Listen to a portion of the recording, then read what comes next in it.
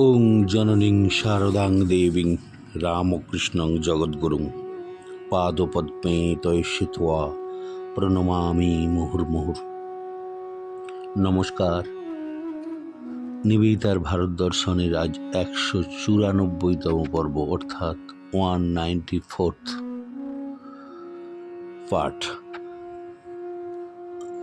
ভাবতে অবাক লাগছে, আর 6টা পর্বের পরেই আমরা 200তম পর্বে উত্তীর্ণ হব। নিবেদিতার ভারত দর্শনকে নিয়ে যখন শুরু করেছিলাম, ভেবেছিলাম কতগুলো আর পর্ব হবে।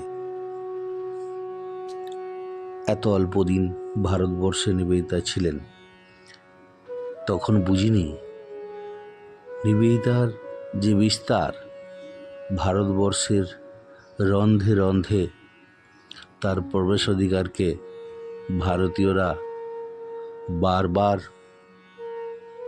যখন রুখে দিয়েছে, নিবেদিতার আত্মা ভারত আত্মার সাথে মিশে যাওয়ার জন্য আপ্রাণ প্রয়াস এবং চেষ্টা তাকে ভারতবর্ষের গভীর আত্মার সাথে মিলন ঘটিয়ে দিয়ে ভারত আত্মায় পরিণত করেছে। স্বামী বিবেকানন্দকে নিবেদিতা বলতেন জীবন্ত ভারত প্রতিমা।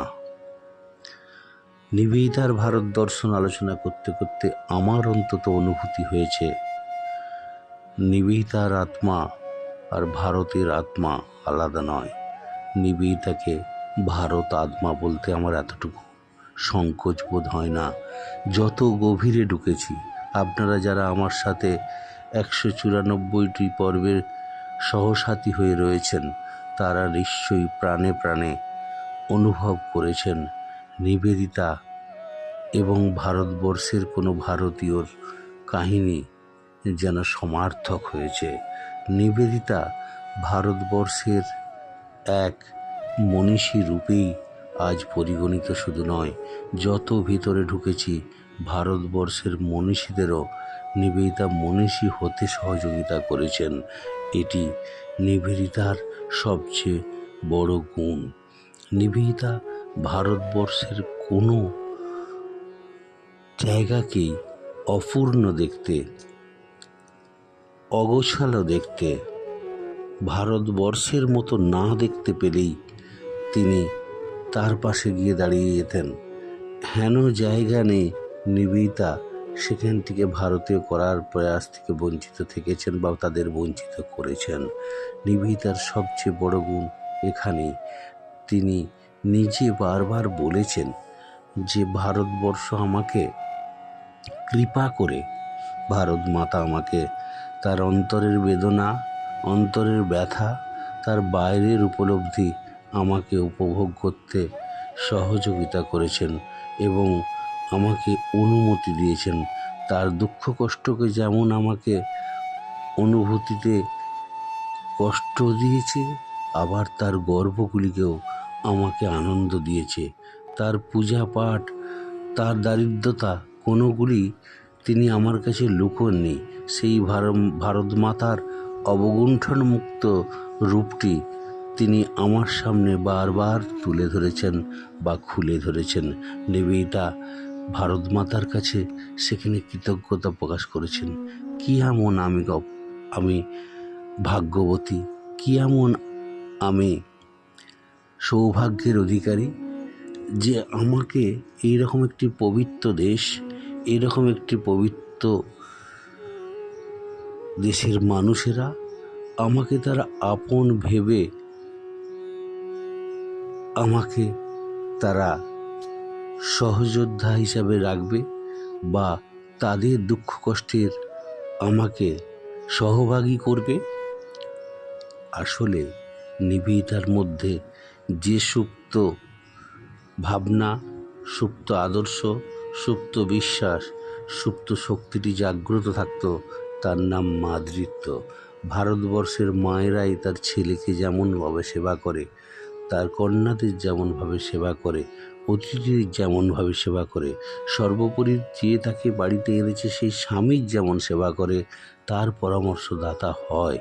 নিবেদিতা আস্তে আস্তে তিল তিল করে সেই জায়গাটির দিকেই এগিয়েছেন এবং সর্বোপরি তাকে আমরা 150 বছর পরে তার এই সমস্ত ক্রিয়াকল্পের বা তার এই ভারত আত্মার সাথে মিশে যাওয়ার কাহিনীকে আজ আমরা উপলব্ধি করছি। এর আগে তেমনভাবে আমাদের মধ্যে চর্চা হয়নি তাকে নিয়ে। সে যে কত মহান, সে যে কত মাতৃহৃদয়বর্তী ছিলেন, সেগুলি আমরা এক একটি আলোচনার মধ্যে তুলে ধরার চেষ্টা করছি। অনেকে দেশ বিদেশ থেকে শুভেচ্ছা এবং শ্রদ্ধা জানিয়ে বলেছেন, নিবেদিতার যে একটা মাতৃরূপ, মাতৃভাব আপনি তুলে ধরার চেষ্টা করছেন, সেগুলো যথার্থই আমাদের কাছে তাকে মায়ের আসন পেতে সাহায্য করবে। আমরা এর আগের দিনে যেখানে শেষ করেছিলাম যে ভারতীয় নারীর বধূমূর্তি ভগিনী নিবেদিতাকে খুব আকৃষ্ট করত। পাশ্চাত্যের কোনো কোনো মহিলা গভীর ধর্মভাবের প্রেরণায় যেমন গির্জায় ব্রতচারিণীর বা ব্রতধারিণীর জীবনযাপন করেন, ভগিনী নিবেদিতার দৃষ্টিতে ভারতীয় কন্যার হৃদয়েও একই রকম একটা পবিত্র ব্রত গ্রহণের সংকল্প নিয়েই স্বামীর গৃহে প্রবেশ করেন।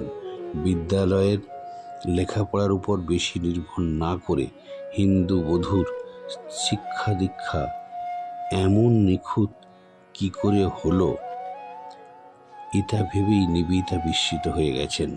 হিন্দু বধূ শিক্ষা নেই, একাডেমিক কোয়ালিফিকেশন নেই, অথচ তাদের সমস্ত কিছু যেন অতি শিক্ষার একটা দৃষ্টান্ত হয়ে যায়। হিন্দু বধূর নম্রতা, সেবাপরায়ণতা, সহিষ্ণুতা, ধৈর্য, লজ্জাশীলতা তার চরিত্রের অনবদ্য একটা ভূষণ। এটা কাউকে বলে দিতে হয় না, কাউকে শিখিয়ে দিতে হয় না, কাউকে অনুসরণ করতে বলে না। তাদের যেন এটা ভিতরের সত্তা তাদেরকে সদা জাগ্রত রেখে এগুলোকেই তাদের কর্তব্যের মধ্যে, এগুলোই তাদের ন্যাচারাল অনুভূতির মধ্যে, তাদের এগুলোই স্বাভাবিক জীবনযাপনের অঙ্গ হিসাবে যুগ যুগ ধরে পরিচিতি লাভ করেছে। নিবেদিতা সেই ভারতীয় হওয়ারই সচেষ্ট ছিলেন এবং আলটিমেটলি হয়েছিলেন, কারণ তার মধ্যে যে ভারতীয় আত্মাদেরই শক্তিটি সদা জাগ্রত ছিল। তাই তিনি ভারতবর্ষকে শুধু ভালোবাসেননি, ভারতবর্ষের মাতৃসত্তায় আবির্ভূত হয়ে স্বামীজির কথাগুলিকে সঠিক জায়গায় নিজেকে আনতে পেরেছিলেন। তুমি ভাবিকালে ভবিষ্যৎ ভারত সন্তানের তরে সেবিকা, বন্ধু এবং জননী রূপে আবির্ভূত হও। সেই জননী ভাবটি আমরা ফুটে উঠতে দেখছি। একটি বৃহৎ পরিবারের নানা বয়সের নানা সম্বন্ধের নতুন আত্মীয় পরিজনদের মধ্যে ঢুকে সকলের প্রতি শ্রদ্ধা, স্নেহ, প্রীতি অনুভব করে সকলের দাবি মিটিয়ে সকলকে সন্তুষ্ট করে হিন্দু তরুণীকে বধূত্ব লাভ করতে হয়। এটা আমরা যুগ যুগ ধরে দেখেছি। মা, ঠাকুমা, তার উপরে যারা যারা আগে নিজের মা বাবাকে ছেড়ে তাদের পতিগৃহে বা শ্বশুরালয়ে এসেছে, এগুলো তাদের মধ্যে যেন সহজাত স্বভাব হিন্দু তরুণীকে তার বধূত্ব লাভের একটা যেন জীবনের অংশরূপেই আমরা দেখে এসেছি। এটা মুখের কথা নয়, কিন্তু নিবেদিতা বলেন পাশ্চাত্যে বধূর জীবন হিন্দু বধূর তুলনায় অত্যন্ত লঘু। ভারতীয় সংস্কৃতিতে সতী, সীতা, সাবিত্রীর চরিত্র ও আদর্শ যে সমুজ্জ্বলতা লাভ করেছে, নিবেদিতা তা পূর্ণভাবে সমাদর করতে পেরেছিলেন। হিন্দু নারীর পতিব্রতা ভগিনী নিবেদিতা বহুতর পাশ্চাত্য সমালোচকদের আত্মস্তম্ভিত নারীর জীবনে কখনো বিচার করেনি। তিনি এর মধ্যে একটি গভীর আধ্যাত্মিক শক্তি দেখতে পেয়েছিলেন। নিবেদিতা লিখেছেন, হিন্দু বধূ হিন্দুত্ব জিজ্ঞাসা করলে কে তোমার সমানাধিকার দাবি তুলতে পারে বা তুলতে চায়, যখন ওই তথাকথিত তুল্যকার বা তুল্যতার পরিবর্তে পূজা করবার অনির্বাচনীয় আনন্দ রয়েছে হাতের মুঠোর মধ্যে। নিবেদিতা একটা জিনিস কিন্তু কখনো তার জীবন থেকে সরিয়ে দেননি বা ভারতীয়দের কাছে গোপন করেননি। সেটা হচ্ছে প্রতিটি মানুষের মধ্যে, বিশেষ করে নারী চরিত্রের মধ্যে মাতৃত্বের যে একটা ভাব, সেটা নিবেদিতার আচরণে, ব্যবহারে, সেবার মধ্যে, স্কুলের ছাত্রীদের মধ্যে এবং যেখানে বসবাস করতেন প্রতিবেশীদের মধ্যে বারবার সেগুলিকে কিন্তু তিনি প্রকাশ করেছেন। ছুটে গেছেন পাশের কোনো মানুষের মৃত্যুতে, তার খাবার ফেলে দৌড়ে গিয়ে তার পাশে প্রতিবেশী হয়েছেন, তাকে সহমর্মিতার পরিচয় দিয়ে সেই মৃতদেহকে নিজের কোলে তুলে নিয়ে কেঁদেছেন এবং তার পরিবারকে তাদের সান্ত্বনা দিয়ে বলছেন, মা কালীর কাছে গেছেন, তোমরা কাঁদছো কেন? তোমার আত্মীয়, তোমার পরিবারের সদস্য যার প্রয়াণ ঘটেছে সে আসলে মা কালীর কাছে গেছে, তোমরা কাঁদছো কেন?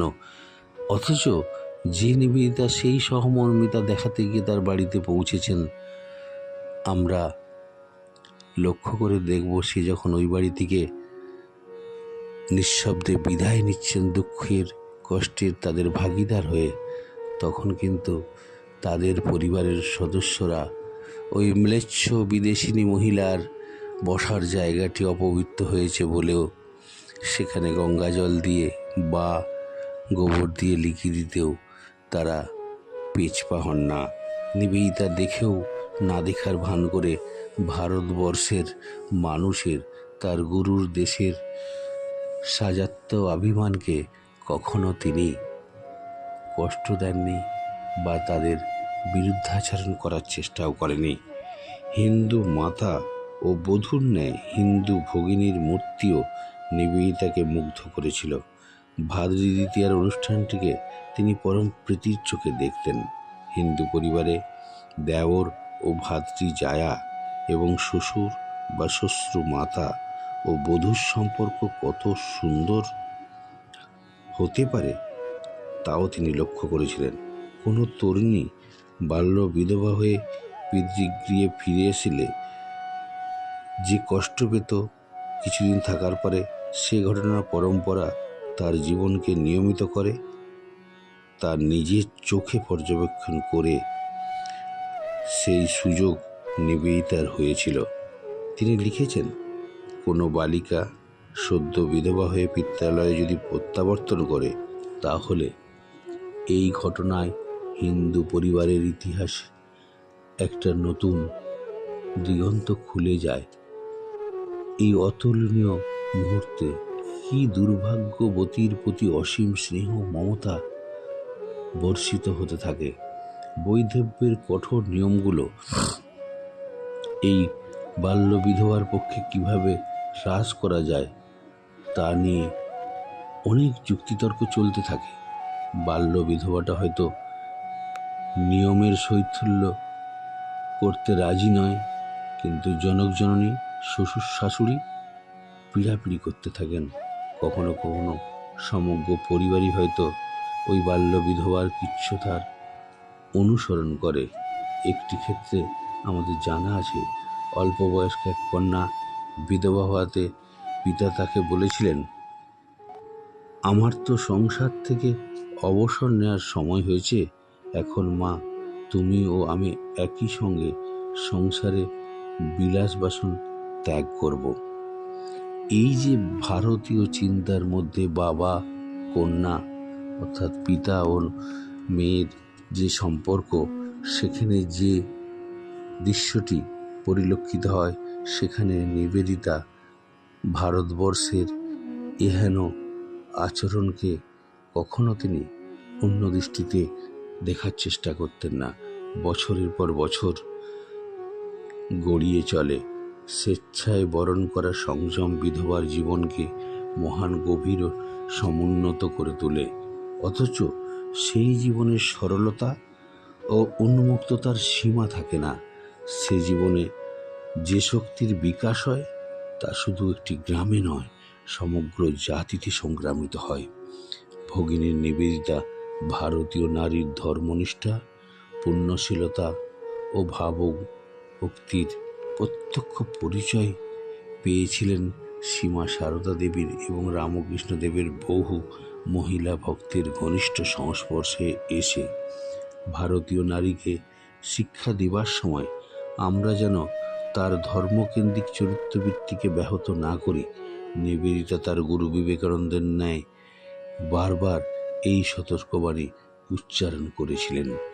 সেটা তার জীবন প্রবাহকে সতর্ক করেছে বারবার, যাতে ওই কন্যাদের, ভারতীয় কন্যাদের তার কন্যার মতো কোনোভাবে ধর্মীয়ভাবে, কোনোভাবে তাদের জাতীয়ভাবে আঘাত না হয়ে যায়। নিবেদিতা সেটি সতর্ক থেকেছেন বারবার।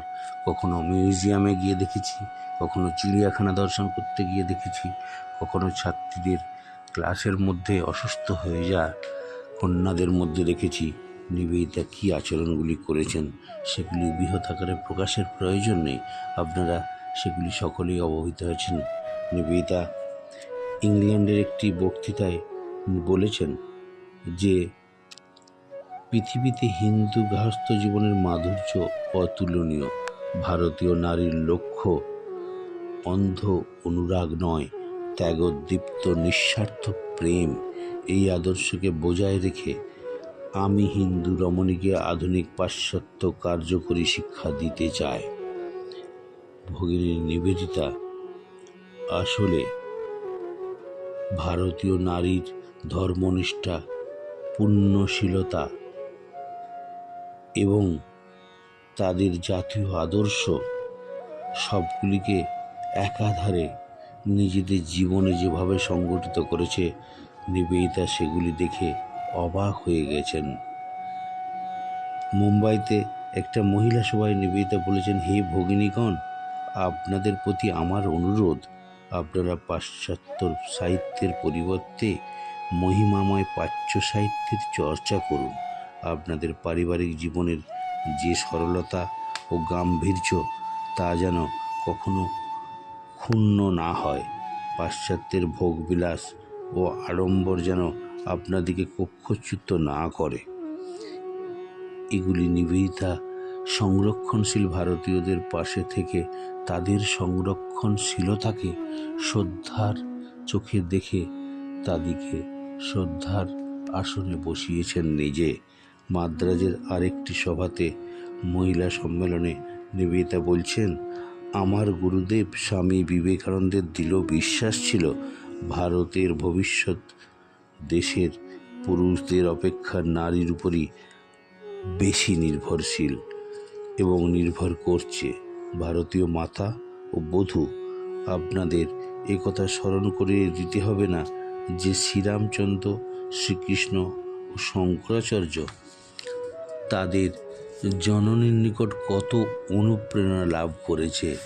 ভারতবর্ষের সংখ্যাতীত নারী তপস্বিনীর মতো নীরবে শান্ত জীবনযাপন করে গেছেন। এই সকল নারীর দ্বারাই ধর্মের সংরক্ষণ ও সমৃদ্ধি ঘটেছে।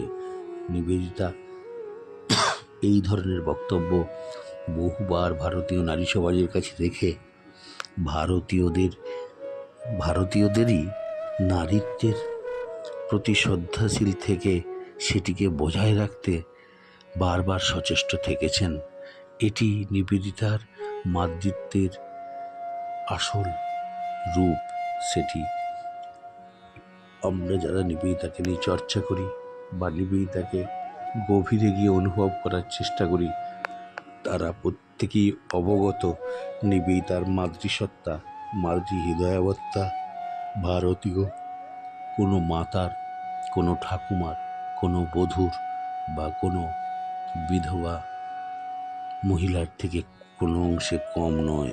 ভারতীয় নারীর সমস্যা ও শিক্ষা বিষয়ে ভগিনী নিবেদিতার গভীরভাবে যে চিন্তা তা তার ওয়েব অফ ইন্ডিয়ান লাইফ গ্রন্থে তিনি ভবিষ্যৎবাণী করেছেন।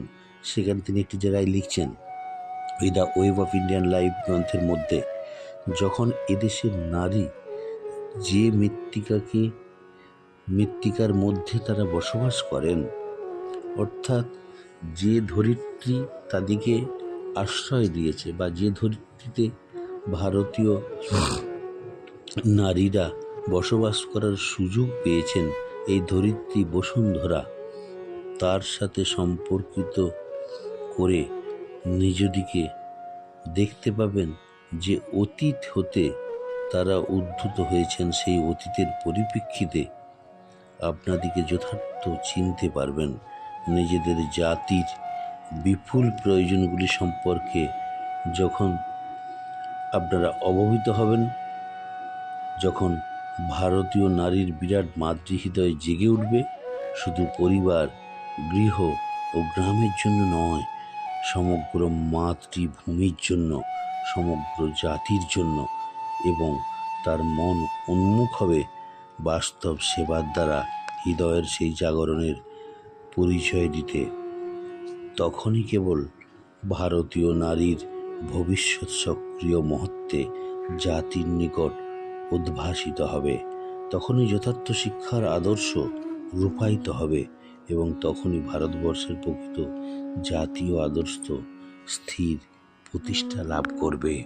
নিবেদিতার ওয়েব অফ ইন্ডিয়ান লাইফ তার ছত্রে ছত্রে ভারতীয় তত্ত্ববোধের এক সোপান তৈরি করে রেখে গেছেন। সেটা নিবেদিতার অনুভূতি শুধু নয়, ভারতীয়দের প্রকৃত ভারতীয় হয়ে ওঠার একটি সিঁড়ির মতো উচ্চমুখী সংস্কারকে সামনে রেখে গেছেন নিবেদিতা। তার গুরুর কাছ থেকে পাওয়া এবং চাক্ষুষ ভারতবর্ষকে দেখে যাওয়ার সাথে সাথে এই নিবেদিতা আসলে শুধু এক মহিলা নয়, শুধু এক পাশ্চাত্যের শিক্ষার দায়িত্বপ্রাপ্ত শিক্ষয়িত্রীর ভূমিকা পালনে অবকাশ থেকে সরে ভারতবর্ষের সেবা নয়, ভারতবর্ষেরই নারী সত্তা নতুন রূপে, উন্নত রূপে ভারতীয় নারীদের জীবন প্রবাহকে, তাদের অতীত, ভবিষ্যৎ, বর্তমানে ভারতীয়ত্ব বোধের স্রোতধারাকে নিজমুখী করে রেখেই এগিয়ে যাওয়ার পথটিকে তিনি সুনির্দিষ্টভাবে বারবার সেটিকে অঙ্গুলি হেলনে দেখিয়ে দিয়ে গেছেন। এটিই তোমার পথ, এটিই তোমার পথ, এটিকে বিচ্যুত হও না। পাথরে কাঁকর মাটির মধ্যে নিজের জীবনকে উবড়ে ফেলে নিজেকে মৃত্যুগামী করো না। তোমার পথ ওই সুগঠিত সংগঠিত নদীর স্বচ্ছ ধারার মতো ধীরে ধীরে এগিয়ে যাবে সাগরমুখী হয়ে। এক নদী থেকে আর এক নদীর সাথে সংযুক্ত হবে।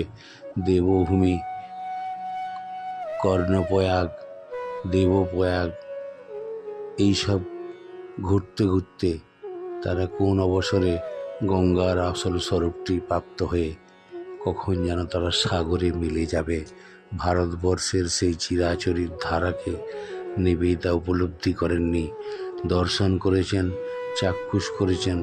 সেটিকেই তিনি ভারতীয়দের মধ্যে, তার নিজের মাতৃসত্তার মধ্যে, ভারতীয় নারীদের মধ্যে মাতৃসত্তাটিকে সঠিকভাবে প্রকাশ করার চেষ্টা করেছেন এবং তাদেরকে বুঝিয়ে দেওয়ার চেষ্টা করেছেন, এটিই তোমাদের আসল লক্ষ্য, এটিই তোমাদের আসল পথ। তোমরা নিজেদের পথ থেকে বিচ্যুত হও না। ভারতীয় নারীর প্রতি শুধু ভারতীয়র শ্রদ্ধা নয়, পাশ্চাত্যের মানুষেরও শ্রদ্ধা সমানভাবে বর্ষিত হয়ে রয়েছে। সে শ্রদ্ধাকে তোমরা আপন মনে, আপন চিন্তায়, আপন ভাবনায়, আপনীয় ধারায় বজায় রেখে চলো। কেন বিশ্বের আদর্শ তোমরা, হে ভারতীয় নারী। ভারতবর্ষের নারীর যে মাতৃসত্তা তাকে কুর্নিশ জানায়। নিবেদিতা বলছেন এই ভারতীয় নারী যুগ যুগ ধরে তার পরিবারকে ধরে রাখে, তার প্রতিবেশীকে ধরে রাখে, তার জাতিকে ধরে রাখে, সর্বোপরি তার দেশ ও মাতৃকাকে সমৃদ্ধ করে এবং ধরে রেখে একই ধারায় এগিয়ে চলে। নিবেদিতা তার অনুভূতি আমার মনে হয় ভারতবর্ষের নারীদের অন্তত আজকে সেগুলিকে পড়ে বা নিবেদিতাকে পড়ে নিজেদের আসল স্বরূপটার প্রতি শ্রদ্ধা খুঁজে পাওয়া এবং নিজেদের আসল স্বরূপের প্রতি শ্রদ্ধাশীল হয়ে নিজেদের সঠিক পথে এগিয়ে চলার কাজটি কিন্তু নিবেদিতার মতো এক মাতৃরূপা মহিলা আমাদের দেশেরই যেন কোনো ওই দেবী সীতা, সাবিত্রী, দময়ন্তীর মতনই নিবেদিতাও একটি জায়গায় দাঁড়িয়ে অপেক্ষামান ভারতীয় নারীদের কাছে মাতৃসত্তায় নিজেদিকে উত্তীর্ণ করা এবং নিবেদিতার রূপটিকে দেখে তারা যেন শুধু কুর্নিশ জানায় না, তারা যেন নিজেরা নিবেদিতার দেয়া ওই মাতৃরূপের পথটিকে অনুসরণ করে নিজেদের সন্তানদের কাছে প্রকৃত মায়ের স্বরূপটি প্রকাশ করতে পারে। শুধু নিজেদের সন্তান কেন বলবো, সমগ্র মানব জাতির সন্তানের কাছে তাদের মাতৃত্বের প্রকাশটুকু ঘটবে। নিবেদিতা সেই আদর্শে বিশ্বাসী। নিবেদিতা নিজের চিন্তা ভাবনার মধ্যে সেই স্বরূপটি খুঁজে পেয়েছিলেন, শুধু ভারতীয়দের মধ্য থেকে নয়, নিজের মধ্যেও সেই মাতৃসত্তাটিকে কোন অবকাশে যেন জাগিয়ে দিয়ে তিনি নিজেই স্বয়ং স্বামীজির ভাষায় শুধু বান্ধবী নয়, শুধু সেবিকা নয়, জননী রূপে প্রতিষ্ঠিত হয়ে গেছেন। হে মাতৃরূপা নারী নিবেদিতা, তোমাকে শ্রদ্ধা জানাই। নিবেদিতার মাতৃরূপটি আজকে এর মধ্যেই শেষ করার চেষ্টা করলাম, যদিও আরও এগোনা যেত, কিন্তু অন্য প্রসঙ্গ আপনাদের জন্য অপেক্ষা করছে। সকলকে শ্রদ্ধা জানায়। নিবেদিতার আজ 194তম পর্বে সকলকে গ্রীষ্মের দাবদাহে এই মাতৃত্বের স্নেহ দ্বারায় পবিত্র এবং স্নিগ্ধ করি। ওং অসত উমা সদ্গময় তমস উমা জ্যোতির্গময় মৃত্যুর্মামৃতম গময় আবিরাবির্ময়েধি। ওং শান্তি শান্তি শান্তি। হরি ওং তৎসৎ। শ্রীরামকৃষ্ণার্পণমস্তু।